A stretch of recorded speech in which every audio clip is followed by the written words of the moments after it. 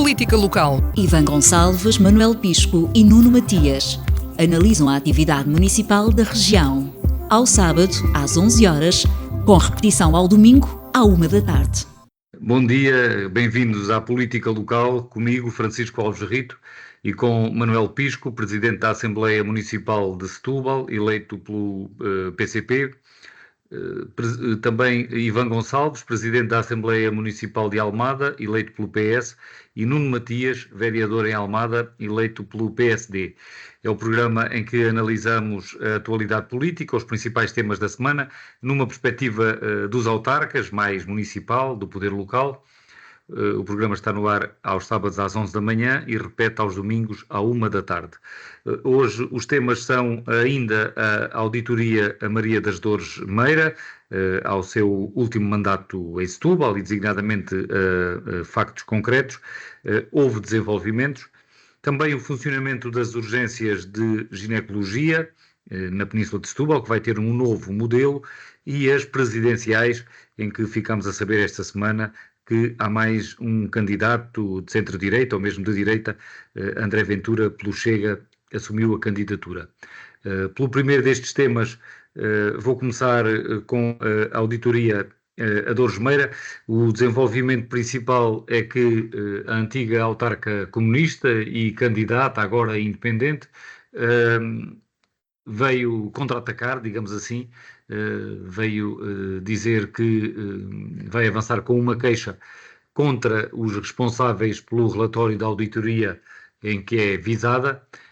Diz que o documento tem falhas graves e que o relatório foi encomendado pelo atual executivo.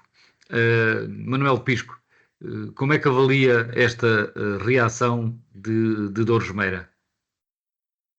Boa tarde, avalio como normal. Boa tarde a todos. Bom dia, aliás.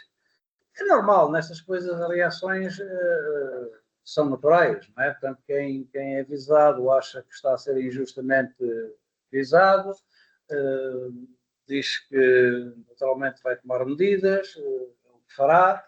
Isto é evidente que não se trata de uma, como tem vindo a dizer, isto não é uma investigação judicial, não é uma intervenção judicial e, portanto, ninguém está a ditar sentenças. Tecnicamente foi feita uma auditoria financeira, retiram-se daí ilações, é o que se pode retirar de uma auditoria financeira, e pronto, agora se está tecnicamente imperfeito aquele documento ou não sei se isso não, os visados dizem isso, não é? Quem é visado está a dizer isso, não vejo que seja nada do normal. A decorrer os seus meses e naturalmente que a Câmara também, havendo essa indicação de indícios de alguma infração, só tem um caminho a seguir, é obrigatório por lei, terá que remeter ao Ministério Público.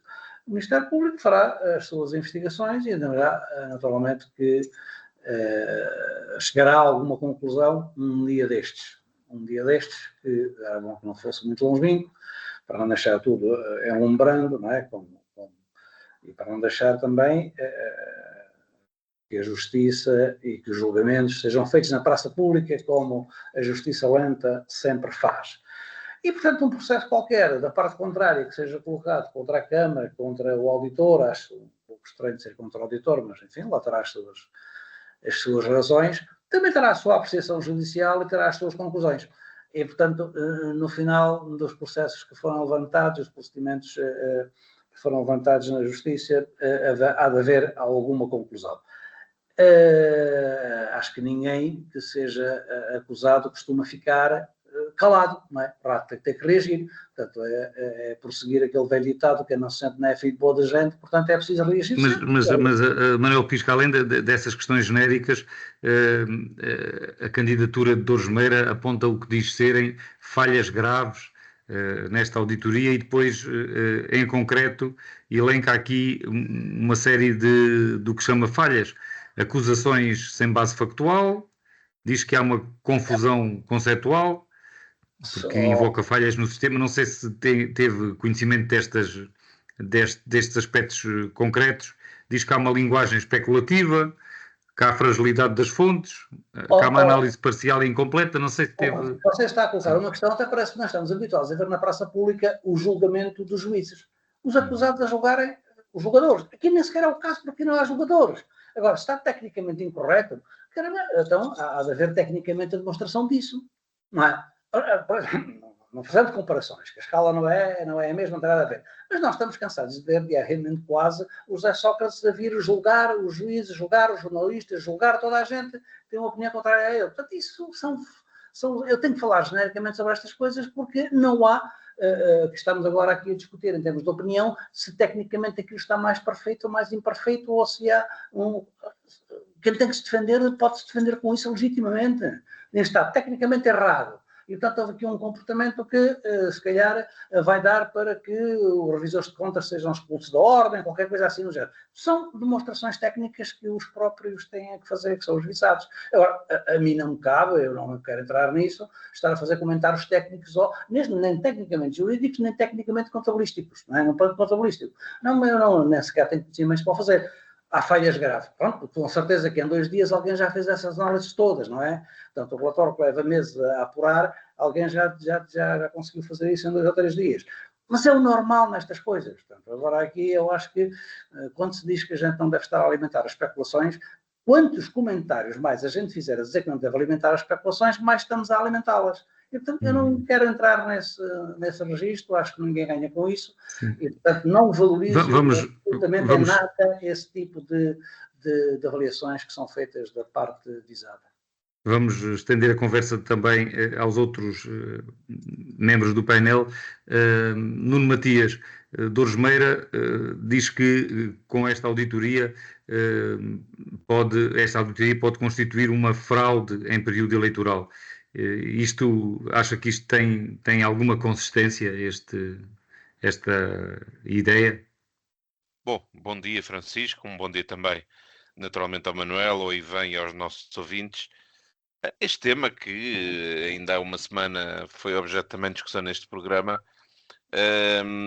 necessariamente tem o seu quê de confusão com o calendário que estamos a viver. Como eu disse há uma semana, não está em causa o trabalho que possa ter sido feito, eu não sei, não o conheço, não conheço sobretudo a metodologia para garantir que aquilo que ali está foi devidamente instruído, não foi devidamente instruído, as metodologias foram corretas na análise, não foram, tiveram em conta os procedimentos que foram desenvolvidos a quando das autorizações para o pagamento dessas ajudas de custo ou não, devidamente ou não enquadradas. Portanto, há aqui uma série de coisas que, naturalmente, só quem de direito poderá avaliar se o processo foi devidamente ou não desenvolvido.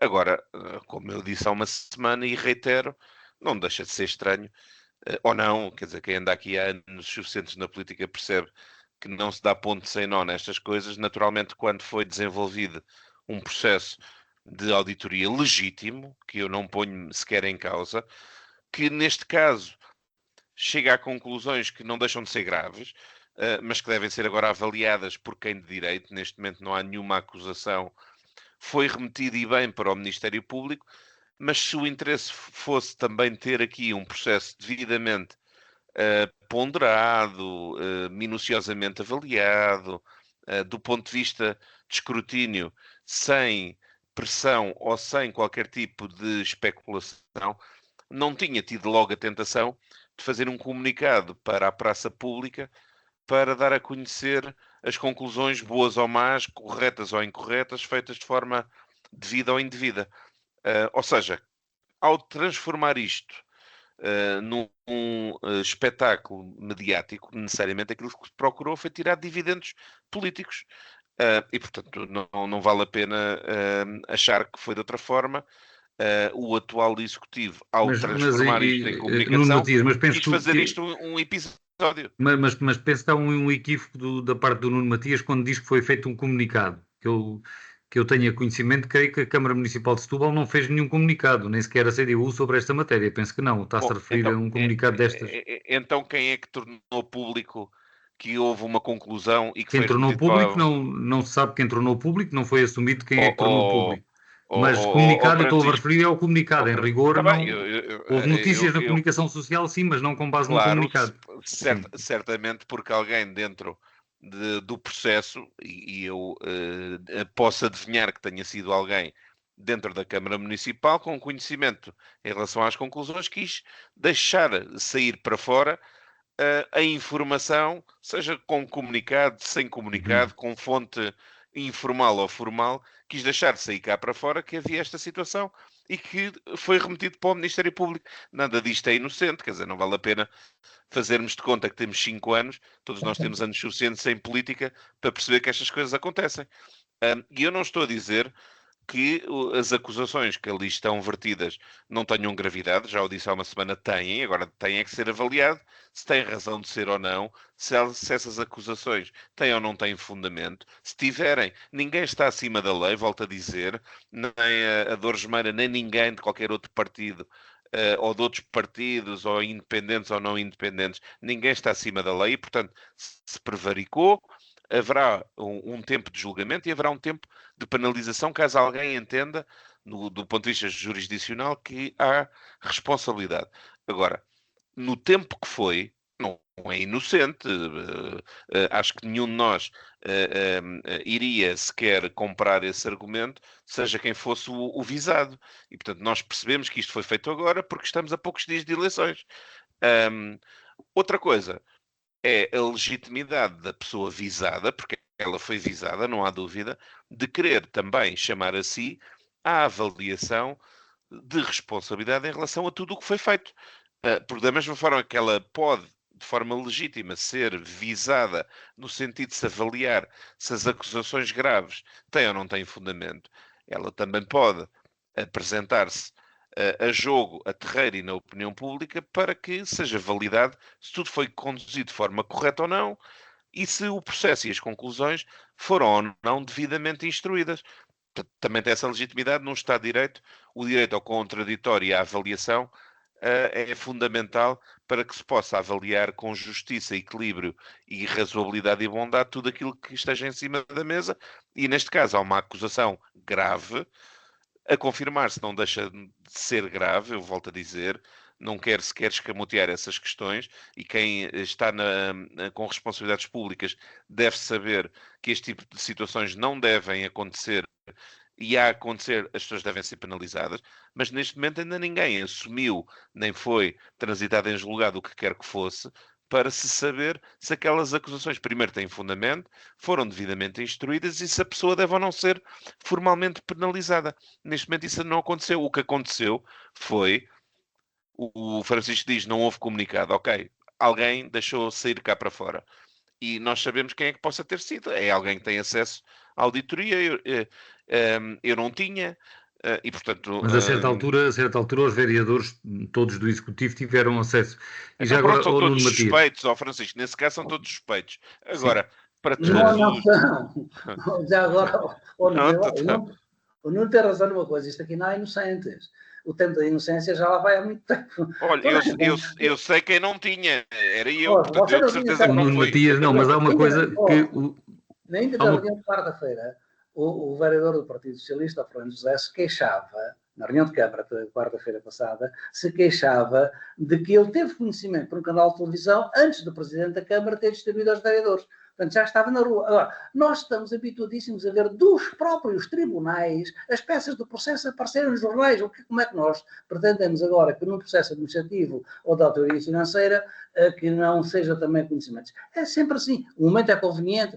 É claro, é conveniente ou inconveniente, conforme o que for apurado. Porque tão graves são as acusações, como graves ou gravíssimas, se quisermos, serão as falsas acusações. E, portanto, quem provar que a acusação é verdadeira, é penalizado o infrator. Se não for verdadeira e foi fraude, como os visados ou a avisada diz, não é? Tem que ser penalizado quem produziu uma fraude induzindo em erro a opinião pública e acusando falsamente. E então tem que haver consequências. Naturalmente. Se houve... Não, absolutamente de acordo com o Manuel. Neste caso, agora, absolutamente de acordo. É assim sempre. Nas alturas das eleições. Tem sido sempre assim. É nas alturas das eleições. Agora, em contraponto, temos que ver isto. Nós não estamos habituados a ver consequências imediatas e na proporção direta daquilo que se julga ou que se manda para a opinião pública como gravidade, e não estamos habituados a ver isso como um efeito imediato nas eleições. Ninguém sabe qual é o efeito nas eleições. Isso pode ser um X2, não é? Portanto, nós estamos, puseram isto cá fora para saber. Tem isso. Se o prejuízo for em desfavor daqueles que estão agora, pelo suposto, quem mandou fazer a auditoria supostamente, a conversa que está a ser tida da parte do Nuno Matias, quem a colocou, quem a fez sair para a rua antes do tempo, não é? Ou antes do tempo, ou de forma indevida. Agora, mas, como eu digo, um vereador do Partido Socialista queixava-se na quarta-feira de ele ter tido conhecimento num canal de televisão antes do Presidente da Câmara, ter chegado às mãos do Presidente da Câmara, que mandou distribuir no próprio dia em que recebeu aquele relatório, não é? Portanto, está a ver, e já estava na rua. Mas dos tribunais é igual. Nos processos que têm segredo de justiça é a mesma coisa. Portanto, nós vivemos neste mundo que não conseguimos manter segredos na justiça. Manuel, mas é exatamente por isso que eu gostaria só de rematar para dar nota de que o que está aqui a passar é, efetivamente, fé diverge de um lado e fé diverge do outro, no sentido de, a poucos dias de eleições, não se vai esclarecer absolutamente nada. E, portanto, houve alguém que teve interesse, e eu não quero acreditar que tenha sido a candidatura da Dores Meira, e, portanto, tinha interesse em dar nota de que havia ali alguma coisa, porventura, grave, bem ou mal, mas havia. E, naturalmente, há uma reação para dizer que se entende que há ali coisas indevidamente instruídas e quer-se apurar responsabilidades e assim aproveita-se para se apurar se aquelas acusações têm ou não fundamento.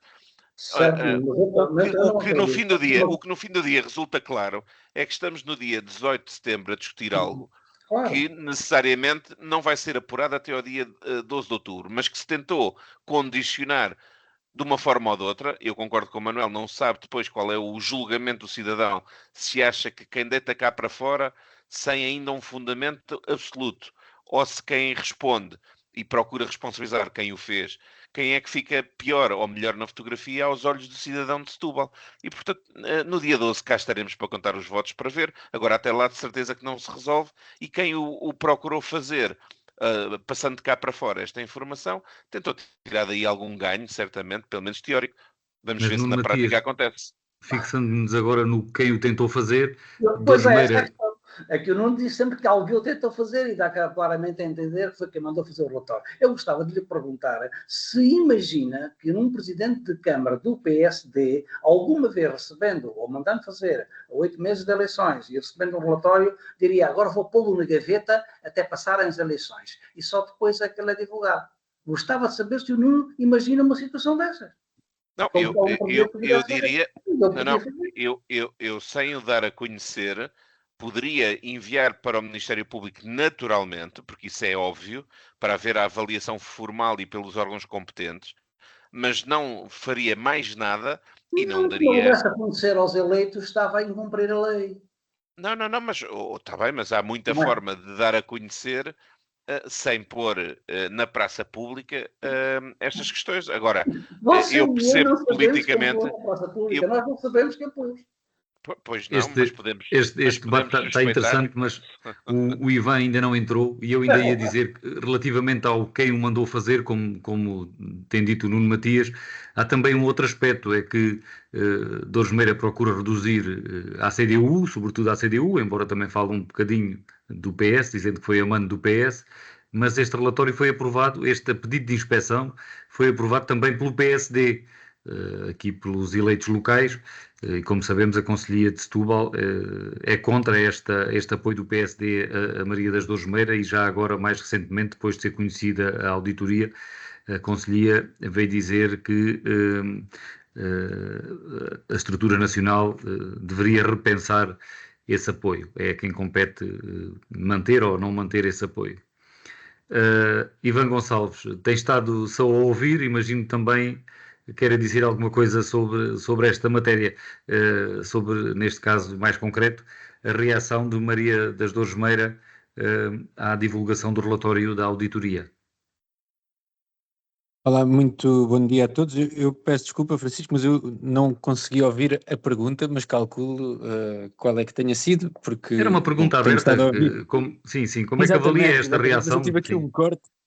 sim. Deixei de ouvir. Bom, eu acho que em primeiro lugar é preciso pôr as coisas nos devidos em perspectiva.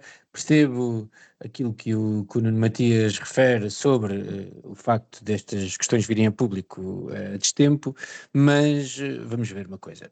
Eu hoje assisti, não há muito tempo, ali, a governantes entregarem os telemóveis na sequência de buscas a autoridades e no dia a seguir terem mensagens pessoais escarrapachadas nos jornais. Isso eu acho que é absolutamente grave. O facto de ter isso comparado com um caso destes, enfim, acho que é normal, faz-se uma auditoria, é normal que o resultado da auditoria venha a público, a auditoria não é uma condenação, é no fundo, o resultado dessa mesma auditoria feita por uma entidade especializada.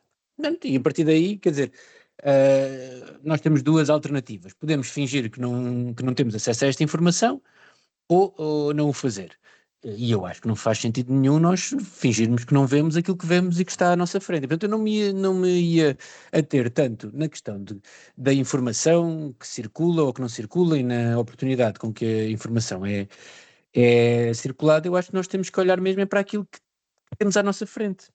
E aquilo que Maria das Dores Meira, no fundo, não faz é responder às acusações, enfim, aqui no sentido lato, não são acusações judiciais ainda, mas no fundo é dizer, há uma auditoria que diz que há indícios fortes da prática de irregularidades e a Maria das Dores Meira, em vez de explicar porque é que entende que aquilo que fez não é ilegal ou irregular ou que é absolutamente legítimo, usa uma técnica que é muito comum e cada vez mais comum, e especialmente entre os partidos políticos mais populistas, que é atacar o emissor dos argumentos em vez de atacar os argumentos. E, portanto, vem-nos dizer que quem faz a auditoria não é independente, no fundo, tenta criar aqui uma confusão que é entre quem fez a auditoria e quem solicitou a auditoria, que foi a Câmara Municipal, que obviamente é constituída por eleitos de vários partidos, mas quem a fez não foram estes eleitos de vários partidos, ou seja, esta auditoria não é feita por um agente político, é feita por um revisor oficial de contas, que o faz, esperemos nós, uma entidade certificada e que nós esperemos que seja credível e que o faz, e que dá um parecer que é técnico. E, portanto, eu gostava de ver as respostas de Maria das Dores Meira relativamente a este tema, em vez de existir apenas um atirar lama contra o auditor e contra quem o faz, e contra a oportunidade com que ele é feito, quer dizer, acho que isso não retira nenhuma, não altera nenhum dos factos, que é aquilo que nós temos sobre aquilo que devemos falar e que eu acho que é o mais preocupante. Acho também que é estranho que o PSD e o CDS não respondam até ao repto que lhes foi lançado ao longo desta última semana, no fundo, para se pronunciarem relativamente a esta situação, porque eu não tenho dúvidas nenhumas do que é que neste momento os dirigentes do PSD e do CDS estariam a dizer se existissem estas suspeitas de uma candidata apoiada pelo PCP, pela CDU ou pelo Partido Socialista. Portanto, acho que esta diferença, ou esta dualidade de critérios não abona em nada a favor de uma forma de fazer política na qual as pessoas se revejam, ou seja, porque há aqui de facto indícios que não deixam de ser sérios e acho que o PSD e o CDS deviam olhar para eles com a seriedade que merecem. Ninguém está a dizer que a Maria das Dores Meira é já culpada à partida, obviamente, não é assim que as coisas funcionam, mas é preciso sabermos a opinião destes partidos relativamente àquilo que já sabemos que aconteceu. E depois, acho que em Setúbal realmente estas eleições estão a viver-se num ambiente absolutamente estranho. Nós tivemos já uma candidata, temos este caso relativo a Maria das Dores Meira, tivemos uma candidata do Chega que desistiu da sua candidatura com uma situação muito obscura de uns milhares de euros que andavam a circular e que ninguém percebeu muito bem o que é que estava em causa, mas foi o suficiente para desistir da sua candidatura e, portanto, eu diria que nada disto é bom para as eleições e desfoca-nos daquilo que devia ser o debate que estávamos a ter, que era o debate de perceber se queremos um novo modelo de desenvolvimento para a cidade de Setúbal ou não, se queremos continuar com os mesmos protagonistas dos últimos anos, sejam eles Maria das Dores Meira ou André Martins, que governou a Câmara ao longo dos últimos 4 anos, e depois os vereadores, uns que estão de um lado, outros que estão do outro, porque na verdade estamos a falar de a equipa de há 8 anos que se desfez em duas candidaturas que são apoiadas por grande parte dos partidos, e se queremos continuar, e é isso que esse debate nós devemos estar a fazer, é se queremos continuar com estes protagonistas ou se queremos mudar. E aí parece mais ou menos evidente que a única alternativa credível que existe é a do Partido Socialista, encabeçada pelo Fernando José. E acho que neste momento era esse debate que devíamos estar a fazer. Infelizmente, para os setubalenses, acabamos por ter uma campanha muito mais centrada neste caso. Ivan, não posso deixar de lhe perguntar, já que falamos em debate, isto tem sido aflorado nos debates entre os candidatos a Setúbal.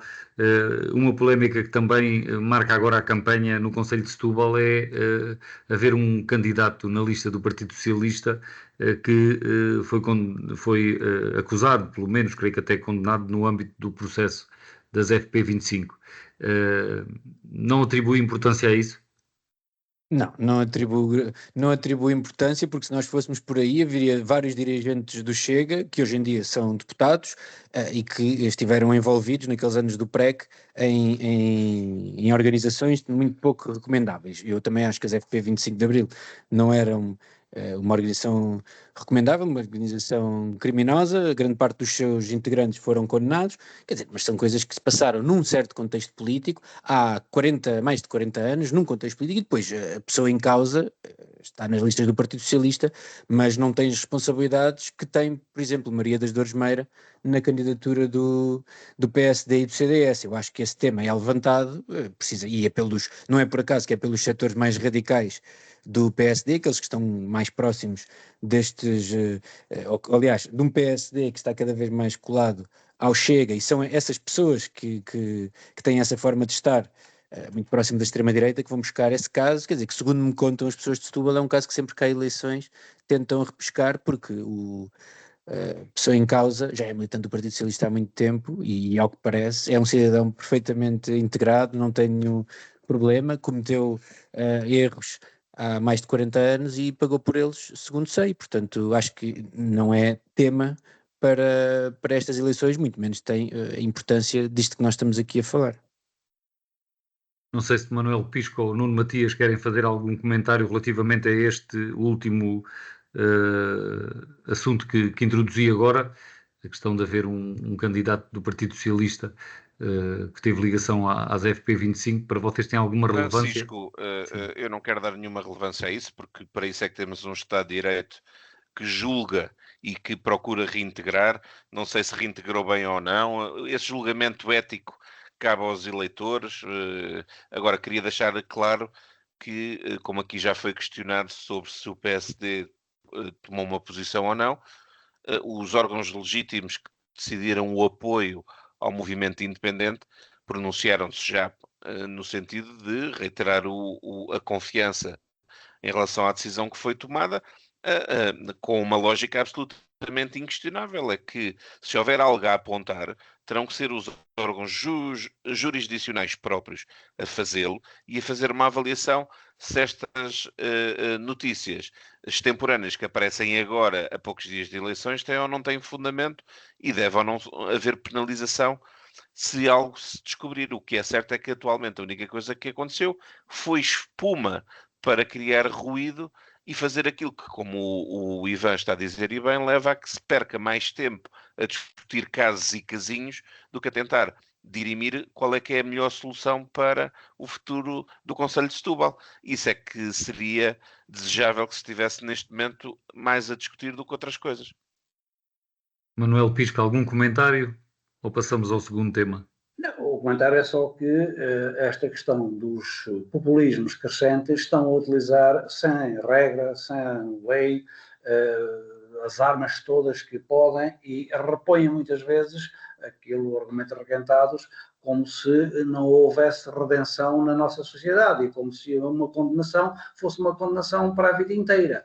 E então não seria possível eleger alguns autarcas que estiveram na prisão e que voltaram a ser eleitos. O caso mais conhecido de todos é o de Isaltino Moraes, mas foram-lhe retirados os direitos políticos e de cidadania? Não foram. Voltou a ser eleito legitimamente, está em exercício de funções, está. Os outros candidatos que tiveram alguma condenação e que pagaram por as atividades que foram acusados e por que foram julgados, não perderam direitos civis e políticos, portanto têm o direito a participar na vida pública e na vida política, como aliás aquele que é acusado de Partido Socialista é bem conhecido em Setúbal, e só quem não conhece a sociedade setubalense é que receia que tenha algum efeito na votação ou nos votos esse tipo de atuardas, de levantar suspeições como se fosse um crime eterno ter participado como ativista numa atividade que ainda por cima foi julgada, é que há casos em que nunca há julgamento. Aqui até foi julgado. E, portanto, é de facto aquilo que se dizia.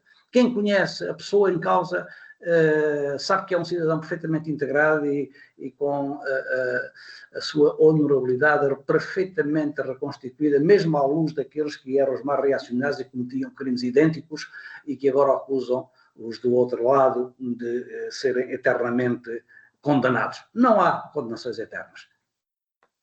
Passamos então ao segundo tema de hoje, o novo modelo para o funcionamento das urgências da Península de Setúbal, depois dos graves problemas no fim de semana passado, em que não houve nenhuma urgência de obstetrícia, ginecologia na região a funcionar. A Ministra disse que era insustentável essa situação, reuniu com os conselhos de administração das unidades locais de saúde, dos 3 hospitais, e anunciou um novo modelo em que os hospitais vão constituir uma urgência regional que passará a funcionar no Hospital Garcia de Horta, sendo que o Hospital de Setúbal, o de São Bernardo, vai apenas receber casos referenciados pelo SNS 24 e pelo INEM. Urgência que vai concentrar os profissionais e o serviço será uma urgência regional, como já disse, em Almada. A Ministra disse na quarta-feira desta semana que esta é a única maneira de concentrar recursos, não desativando serviços noutros hospitais. Este foi um assunto que já falámos na semana passada, designadamente por as urgências não terem funcionado no fim de semana, mas agora temos aqui um novo modelo.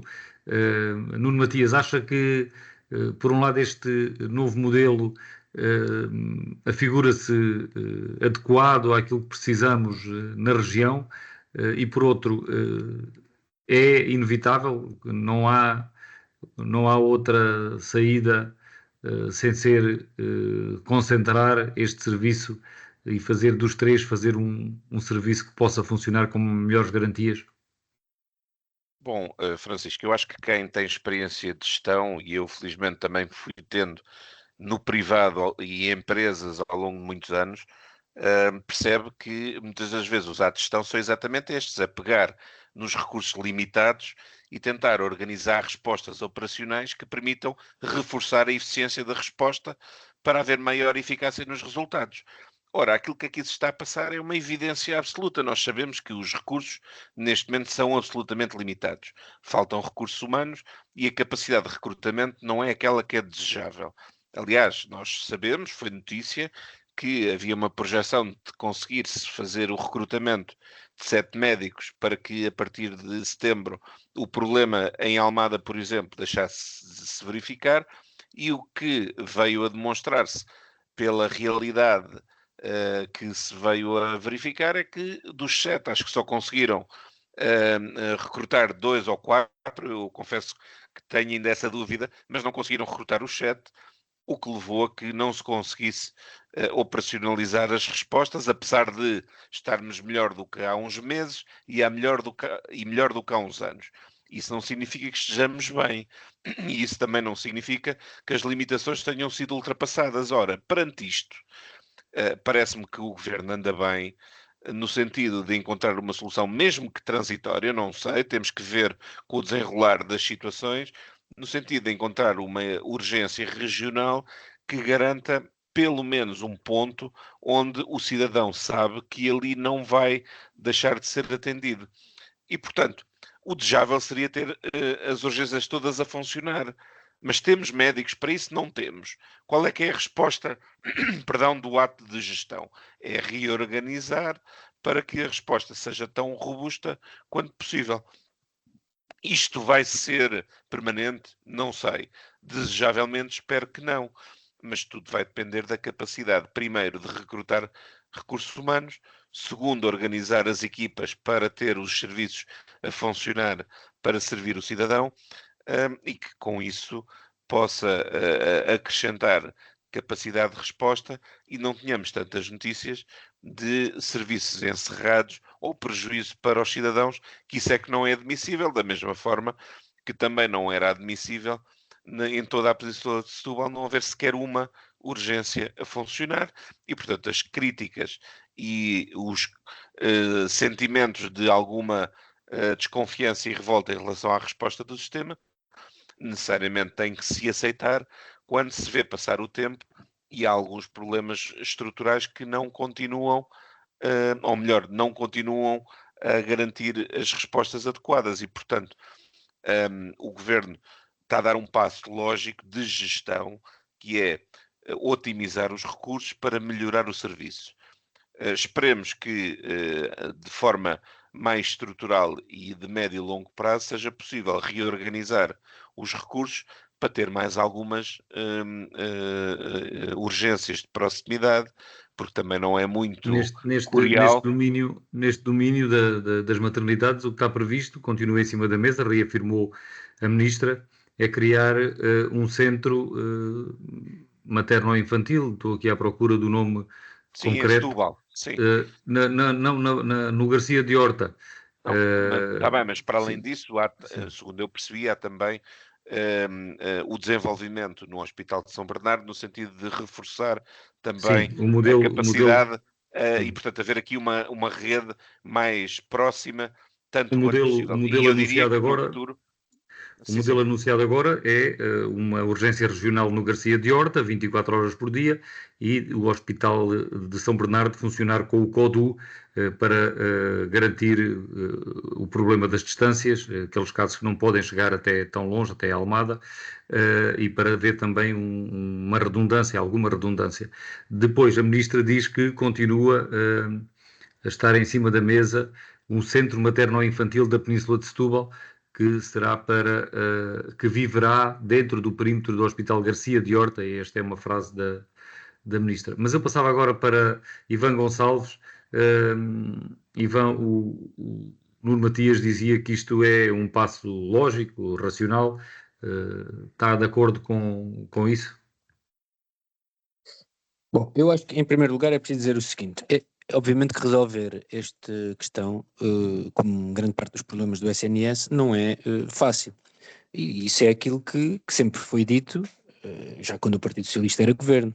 Aqui as únicas pessoas que diziam que era fácil resolver os problemas do SNS era na altura o PSD que estava na oposição, esta ministra em particular, que na altura não era ministra, e o candidato a primeiro-ministro Luís Montenegro, que prometeu que ao fim de 60 dias teria um plano para resolver os problemas do SNS. Entretanto, já passou 1 ano e meio quase desde que o PSD e o CDS são governo. O plano pode existir, mas a verdade é que o SNS não está hoje melhor, pelo contrário, em parte dos seus problemas está pior, como é o caso aqui das urgências obstetrícias, em particular no nosso distrito e na nossa região. É porque até este governo estar em funções nunca tinha acontecido todos os hospitais todas as urgências estarem fechadas no distrito, e isso agora já aconteceu por mais do que uma vez.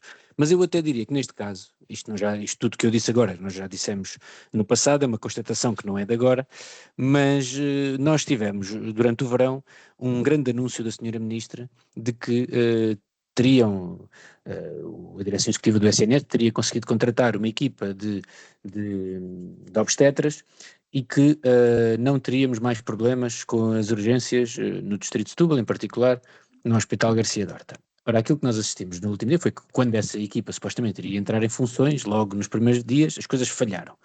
E eu acho que relativamente a esta ministra, nós já atingimos um tal nível de inimputabilidade que já ninguém se choca com o facto da senhora ministra ter vindo fazer esta promessa, ter vindo a fazer este anúncio com um grande gáudio, o anúncio ter falhado, ou seja, as coisas não foram como a ministra anunciou, ou seja, a ministra de facto mentiu, e depois o que vem dizer foi que foi enganada pelas suas próprias equipas.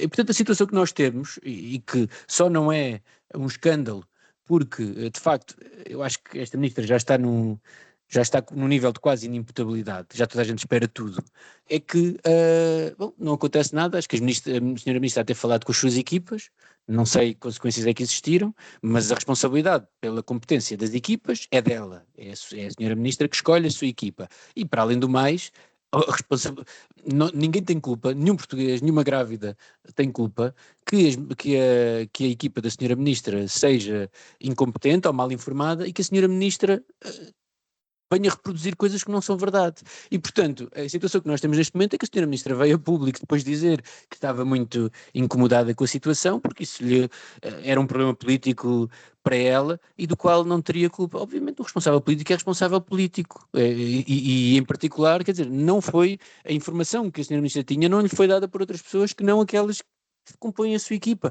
E, portanto,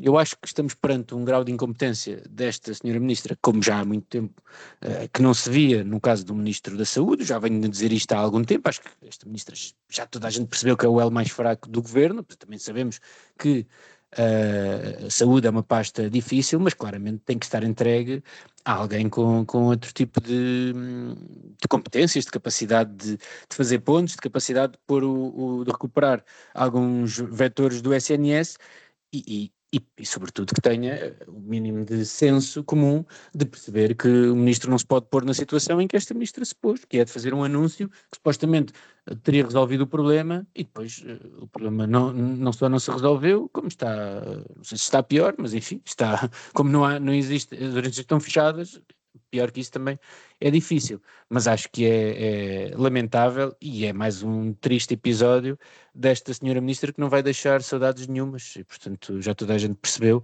mais tarde ou mais cedo será tempo de regressar às suas funções, onde parece que também não... onde causava também bastantes problemas e, portanto, daí basta ver o seu histórico. Mas, enfim, acho que esta situação é toda lamentável. Este modelo que a Ministra agora anunciou, e ainda de acordo com as explicações da própria governante, esta urgência regional em Almada precisa de 7 equipas completas e 3 com prestação à tarefa, e para isso diz a Ministra que tem de ser encontrado um modelo de contratação com mais compromissos, e diz que o Governo está a legislar nesse sentido, para ter suplementos remuneratórios associados à mobilidade dos profissionais. É preciso discutir um modelo de contratação. Isto porque o maior desafio é convencer os médicos e enfermeiros das outras urgências de Setúbal e do Barreiro para aceitarem a mobilidade para Almada. Vai ter que haver diálogo, diz a Ministra, quer com os profissionais diretamente, quer com os sindicatos e com as ordens dos médicos e dos enfermeiros. Manuel Pisco, o que é que isto tudo lhe parece? Parece-me, como você começou por dizer, que a situação começa a ser demasiado insustentável. Na questão da obstetrícia, nesta questão dos nascimentos, passa a ser frequente qualquer dia, o local de nascimento ser A2, ser uma autoestrada, ser uma ambulância. Isto não é normal, absolutamente nada. Mas também é verdade que este governo não tem a culpa toda, ou seja, a situação da degradação do Sistema Nacional de Saúde está em plano inclinado e vem de trás. Não quer dizer que os partidos que estão no governo agora não tenham mais recuadamente as suas responsabilidades, porque é preciso recuar aos tempos da Troika, em que se bloquearam, reduziram remunerações na regionalidade das carreiras da função pública, em que se cortaram as despesas, mas também depois os governos do Partido Socialista também não conseguiram repor a situação e manteve-se essa pressão de baixos salários nas remunerações dos médicos, dos especialistas em geral, bloqueando, e criou-se. Não é? É bom ver porque é que se criaram os tantos tarefeiros a fazer serviços, a salvar a situação de funcionamento normal com situações extraordinárias e precárias de trabalho, que deram um resultado exatamente ao contrário daquilo que se pretendia. Provocaram despesas com tarefeiros, despesas colossais, em que os tarefeiros ganhavam e ganham muitíssimo mais do que daqueles que estão com um vínculo permanente, tendo o resultado exatamente contrário daquilo que era a da redução dos custos com remunerações no setor da saúde.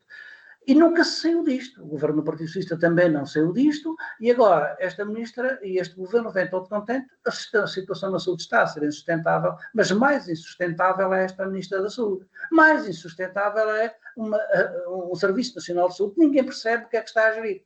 Não se nota, porque a senhora ministra quer, ao mesmo tempo, ateia fogos e apaga e faz bombeiros, agora decidiu invetivar os tarefeiros, que têm mantido a regularidade do sistema de forma cara, porque não se quer pagar aos outros, não se paga a uns, paga-se a outros. Agora invetivou os tarefeiros e diz que são os privilegiados, como se eles é que fossem os autores do privilégio de estarem como tarefeiros em situações precárias a ganhar muito dinheiro. Não, foi os governos é que fizeram esta situação. A sua ministra invetivou, teve imediatamente um reflexo naquilo que era aquela medida de solução miraculosa que ela ia encontrar com o Hospital da Almada, o Garcia da Horta, a receber todos os partos. Não funcionou. Mas esta ministra já teve uma solução para 60 dias, depois para 6 meses, depois para... E não consegue, estar perfeitamente perdida, não sabe o que é que está a fazer, nem no Ministério, nem na gestão da questão. A gente está a ver isto, ou não vê quem quiser fechar os olhos. Não é? A ministra não sabe. E o problema não é da ministra, é do governo. Quem estiver a governar é que tem que decidir quais é que são os meios que quer alocar a um funcionamento normal do Sistema Nacional de Saúde. Quer manter pressão sobre as carreiras médicas de enfermagem e de especialistas, manter os baixos salários para aquilo que é o normal funcionamento e a remuneração correspondente neste serviço de primeira necessidade, ou quer rever as situações das carreiras médicas e das especialidades médicas e da enfermagem. Quer fazer isso ou não? Porque o problema não está aqui, é mais grave aqui. Tem reflexos na estatística. A Península de Sul passou a ser o sítio onde a taxa de mortalidade infantil à nascença é mais elevada no país. O país tem taxa de mortalidade à nascença mais elevada da Europa. Isto está a ganhar proporções muito sérias em relação ao futuro deste país e da sua população.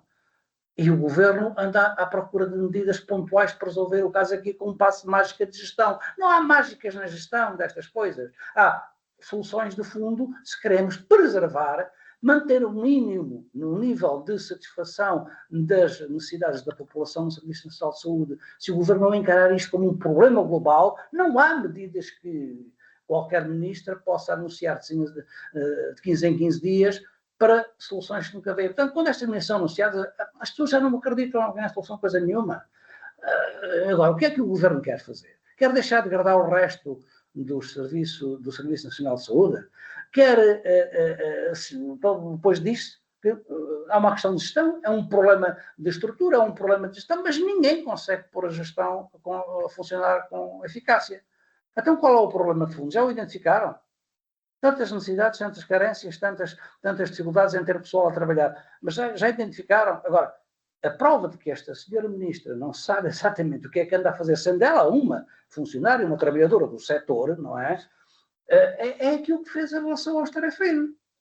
Veio acusar os tarefeiros de serem culpados de uma situação de que foram inicialmente vítimas, mas depois de que aproveitaram em larga escala, reconhece, a gente sabe que é um pouco assim, e a classe médica e os funcionários públicos, mas a apetência de se manter vinculado ao serviço público na saúde não é quase nenhuma para os médicos, mas não, ninguém fala com os médicos, ninguém fala com o pessoal técnico da saúde. Eles não têm nenhuma motivação para estar ligados à saúde. Portanto, se tiver a oportunidade de setor privado, não são privados. Até como tarefeiros, ganham muito mais na sua vida. Então, e esta responsabilidade é de quem? É das pessoas ou é de quem governa e organiza os serviços e estabelece, ou não estabelece, as carreiras com o equilíbrio e com uma remuneração adequada? Manuel Pisco, já temos apenas aqui 6 minutos, vamos ainda falar do último tema. Eu começava por Nuno Matias. Há aqui novidades nas eleições presidenciais. Esta semana o líder do Chega, André Ventura, anunciou que é candidato às eleições presidenciais. É mais um candidato de centro-direita, depois de já serem conhecidas as candidaturas do Almirante Gouveia e Melo, do antigo líder do PSD, Marcos Mendes, também de Coutinho de Figueiredo, da Iniciativa Liberal. Agora André Ventura. Temos já 4 candidatos de centro-direita e temos também alguns à esquerda. É o caso do antigo líder do Partido Socialista também, António José Seguro, e de Catarina Martins, do Bloco de Esquerda. Nuno Matias, a entrada de André Ventura torna mais difícil a passagem, pelo menos à segunda volta, do candidato apoiado pelo PSD, de Marcos Mendes, ou acha que será o contrário? Não, eu acho que essa questão da segunda volta não se vai colocar, porque eu acho que também a esmagadora maioria dos portugueses percebem que a candidatura de André Ventura é uma candidatura de um homem só, que não tem muito mais personalidades para apresentar. Aliás, eu acho que para muitos Mas que até cidadãos, agora tem tido um eleitorado crescente. certo, mas não é com 20 e poucos por cento que se vai ganhar uma eleição. E duvido muito que também consiga passar à segunda volta. Posso estar enganado, mas essa é as virtudes da democracia, é que cada cidadão um voto e depois contaremos para ver quem é que tem mais e quem é que tem menos. Agora, o que resulta claro desta decisão é que o Chega é apenas um partido de um homem só. Porque se formos ver depois as candidaturas autárquicas, temos 308 municípios com 308 diferentes maneiras de apresentar, mas sempre com algo em comum. O Dr. André Ventura aparece nesses cartazes em todos os concelhos do país, ou seja, parece que ele é candidato às autárquicas em todo o lado. Da mesma forma que tem que ser candidato às presidenciais, não foi por acaso às europeias, e depois viu-se também o resultado que houve. Ou seja, estamos a falar de alguém que quer marcar o terreno do ponto de vista de estratégia política, mas que na realidade não só não quer ser eleito, como eu acho que ficaria em pânico se isso acontecesse, para não dizer já o pânico que ficaria instalado no país por ter alguém com o seu perfil que confunde um festival de cidadãos com um festival de hambúrgueres. E, portanto, nós percebemos que aquilo que ali está é o populismo à última graduação e que deve ser combatido com um escrutínio que, infelizmente, todos nós, a começar na comunicação social e a acabar em mim e em todos os cidadãos, se calhar devíamos todos promover para perceber o que é que está por trás dos candidatos, das suas posturas, e já agora permita-me corrigir, ele não é um candidato de centro-direita. Pode ser um candidato muito à direita, agora de centro-direita não me parece que seja, Não é o caso. porque felizmente a moderação e o sentido de responsabilidade nem sempre ali está. Manuel Pisco, mas o que é certo é que do centro para a direita temos agora mais um candidato, dito agora de outra forma, já são 4, alguns deles aparecem nas sondagens como até agora os mais fortes, o caso do Almirante Gouveia e Melo. O que é que lhe parece, que efeito eleitoral é que acha que isto pode ter nas eleições, a entrada de André Ventura?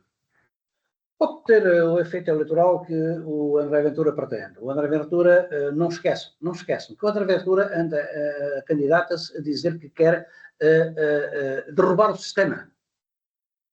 O André Ventura vai candidatar-se ao vértice do sistema democrático português a dizer que quer derrotar o sistema. Ele quer ir a ser presidente para derrotar o sistema. Portanto, é uma pessoa que declaradamente, sem que ninguém se incomode com isso, está a dizer que quer derrubar a democracia. Este é o caminho, ele está a ir por atalhos, provavelmente, não é? Mas é o caminho a que todos os ditadores populistas chegaram ao poder. Primeiro perdendo, primeiro digerindo as suas incapacidades e as suas frustrações, mas uma vez e outra, às tantas aves do caminho chegam ao poder e lá ficam para sempre, destruindo qualquer laivo de democracia que houvesse no sistema. E este homem está-se a apresentar a dizer que quer derrubar o sistema. Não pensem que é palavreado. É essa a sua intenção. O que é que ele quer? Quer ganhar? Não lhe importa muito. O que lhe importa é que ele possa, 20%, não pode ir à segunda volta? Não pode. Não pode. Ele olha para os resultados eleitorais nas últimas eleições para a Assembleia da República e vê que daí pode-se ir à segunda volta. Porque, no geral, todos os candidatos são fracos. Vamos lá a ser práticos. Há alguma personalidade que se imponha? Mas quem? Mas quem é que se impõe? Por amor de Deus, quer dizer, há uns mais conhecedores, podemos reconhecer isso. Marco Mendes, em termos juridicamente, seu enquadramento, julgou que, repetindo o percurso de Marcelo Rebelo de Sousa com a exposição televisiva que ganhava a mesmo posicionamento de Marcelo Rebelo de Sousa, cada pessoa tem a sua natureza. Marcelo Rebelo de Sousa também tem a sua natureza muito expansiva, muito Manuel, peço desculpa por interromper, mas temos que também deixar aqui 2 minutos para o Ivan Gonçalves. Ivan Gonçalves. É ir à segunda volta, tomem nota disto. E a partir daí, ele passa a ser o político partidário mais importante do país. Foi umas eleições presidenciais e foi à segunda volta a disputar. E na segunda volta, quem é o mais forte? Olha, não vejo nenhum personagem com um perfil que seja, enfim, muito forte para se impor como presidente. Cuidado com esta situação. Pode dar um mau resultado antes do tempo. Ivan Gonçalves, na sua perspectiva, a entrada de André Ventura na corrida eleitoral é bom ou mau para a esquerda? E já agora parece que temos o Partido Socialista cada vez mais próximo de aprovar o apoio à candidatura de António José Seguro. Ou estou a tirar uma conclusão precipitada? Relativamente à candidatura de André Ventura, não tenho muito a acrescentar. Acho que é uma daquelas coisas que já todos nós sabíamos, que André Ventura seria candidato. André Ventura tem que ser candidato a todas as eleições, porque é a forma que tem de continuar a garantir que está permanentemente no espaço público, e é isso que tem vindo a fazer, muito com a conivência dos órgãos de comunicação social, que enfim, também sabem que as atuardas que ele diz vão sendo o que garante algumas audiências. Infelizmente, para todos nós. Aquilo que me preocupa verdadeiramente nestas eleições não é se André Ventura é candidato ou não, é outra questão. Eu acho que à esquerda tem que existir uma convergência para que haja um candidato único, para que Portugal volte a ter um Presidente da República de esquerda, coisa que não acontece há 20 anos. Nesse sentido, parece-me que é evidente que o único candidato à esquerda que pode chegar à segunda volta é António José Seguro. Portanto, eu acho que é normal que o Partido Socialista apoie António José Seguro, é um ex-secretário-geral, e eu estou à vontade para dizer isto. Eu não votei em António José Seguro quando se pôs a questão das primárias internas do Partido Socialista, mas acho que perante o cenário que temos hoje em dia é a pessoa que está mais bem colocada para ser o candidato do Partido Socialista a Presidente da República. Ponto 1. E ponto 2, acho que à esquerda é preciso, tendo em conta o momento que a Europa vive, que o mundo vive e que o país vive, é preciso ter muito juízo e, portanto, por muito que existam pessoas à esquerda que preferissem outros candidatos, eu acho que neste momento é momento da esquerda se unir em volta do único candidato de esquerda que pode passar à segunda volta, que é António José Seguro. Isto daria mais conversa, mas temos que terminar. Agradeço aos 3 e voltamos de hoje a 8 dias. Política Local. Ivan Gonçalves, Manuel Pisco e Nuno Matias analisam a atividade municipal da região. Ao sábado, às 11 horas, com repetição ao domingo, à 1 da tarde.